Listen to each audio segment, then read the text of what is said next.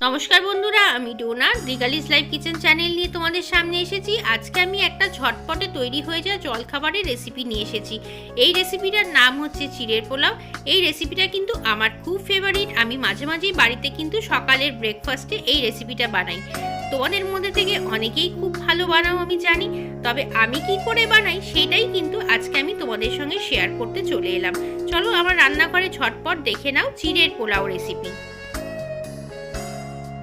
কড়াতে আমি 2 টিস্পুনের মতো সাদা তেল দিয়ে দিলাম। এর মধ্যে কিন্তু আমি বাদাম ভেজে নেব। তেলটা একটু ভালো করে গরম হয়ে যাক, তারপরে চিনে বাদামটা আমি কিন্তু ছেড়ে দিলাম। বাদামটাকে একটু ভালো করে ভেজে নিয়ে বাদামটা তুলে রাখবো, তারপরে কিন্তু বাকি রান্নাটা আমি করব।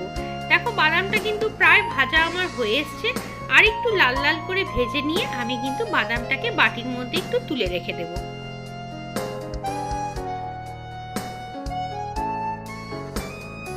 দেখো বাদামটা কিন্তু ভাজা আমার হয়ে গেছে। বাদাম ভাজার পরে যে তেলটা ছিল তার মধ্যে আমি 1 চামচের মতো ঘি দিয়ে দিলাম। ফোড়ন হিসেবে এর মধ্যে একটা শুকনো লঙ্কা, একটা তেজপাতা, এই দুটো ভালো করে গরম হয়ে গেলে তারপরে এর মধ্যে দিয়ে দেব 1 চামচের মতো কালো সর্ষে। সর্ষের থেকে ভালো গন্ধ বেরোনোর পরে এর মধ্যে দিয়ে দিচ্ছি আমি 1 মুঠো কারি পাতা। কারি পাতা দিলে কিন্তু খুব সুন্দর একটা গন্ধ বের হয়। দেখো সমস্ত ফোড়ন কিন্তু ভাজা হয়ে গেছে। এর মধ্যে দিচ্ছি একটা আলু আর একটা গাজর, সরু সরু লম্বা লম্বা করে কেটে রেখেছি, সেই দুটো দিয়ে দিলাম এর মধ্যে। আলু আর গাজরটাকে একটু সাইড করে এর মধ্যে দিয়ে দিচ্ছি 1 চামচের মতো আদা বাটা। আদা বাটাটা প্রথমে দিলেও হতো, প্রথমে দিলে যেহেতু তেলটা ছিটকে চলে আসে সেই জন্য কিন্তু আমি আলু আর গাজরটা ছাড়ার পরে আদা বাটাটা দিলাম। আলু আর গাজরটা ভাজার সময় আমি দিয়ে দিচ্ছি এর মধ্যে 1 চামচের মতো নুন। এই সময় দিলে এই আলু আর গাজরটা তাড়াতাড়ি ভাজা হয়ে যাবে এবং আলু আর গাজরের মধ্যে নুনটাও কিন্তু ঢুকে যাবে। এখন আমি এর মধ্যে দিয়ে দিচ্ছি একটা কুচনো কাঁচা লঙ্কা। কাঁচা লঙ্কার ঝালটা কিন্তু যার যার ব্যক্তিগত। আর দিচ্ছি একটা কুচনো পেঁয়াজ। এখন এই সমস্ত কিছুকে আমি কিন্তু একটু টাইম নিয়ে ভেজে নেব।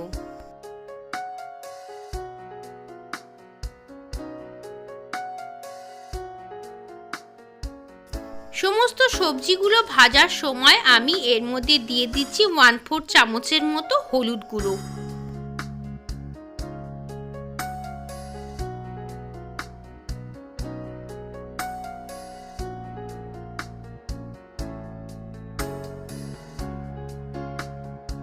ভাজার ব্যাপারটা মোটামুটি আমার শেষ হয়ে এসছে।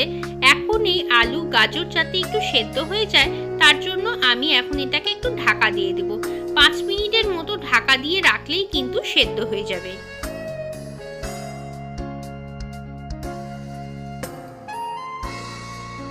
আলু আর গাজরটা মোটামুটি নরম হয়ে গেছে। এখন আমি এর মধ্যে দিয়ে দিচ্ছি 1 বাটি ফ্রোজেন মটরশুঁটি।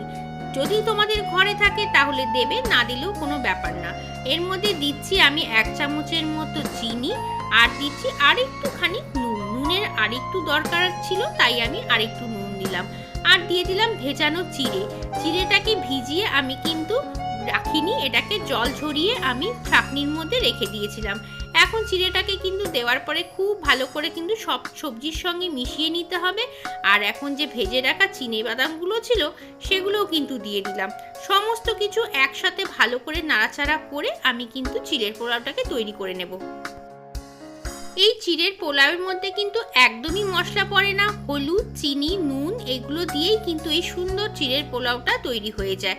আর খেতেও কিন্তু ভালো লাগে। বাচ্চাদের স্কুলের টিফিনে বা বড়দের অফিসের লাঞ্চ বক্সে যদি দিয়ে দাও তাহলে কিন্তু বেশ পেট ভরা একটা খাবার। আর খেতেও কিন্তু বেশ ভালো লাগে। তেলও যেহেতু কম থাকে সেজন্য এটা কিন্তু একটা স্বাস্থ্যকর খাবার। পোলাও যেহেতু একটু মিষ্টি মিষ্টি হলে ভালো হয় তাই আরেকটুখানি চিনি আমি এর মধ্যে দিয়ে দিলাম। আর দিয়ে দিলাম 1 চামচের মতো গোলমরিচ। এই গোলমরিচ গুঁড়োটা তোমাদের যার যার ব্যক্তিগত ইচ্ছে, যদি মনে হয় দেবে, আর না দিলেও কিন্তু কোনো ব্যাপার নয়। দেখো চিড়ের পোলাওটা কিন্তু আমার একেবারেই তৈরি হয়ে গেছে। এই দেখো তৈরি হয়ে গেছে চিড়ের পোলাও। এটা কিন্তু একটা খুবই স্বাস্থ্যকর রেসিপি এবং খেতেও খুব ভালো লাগে।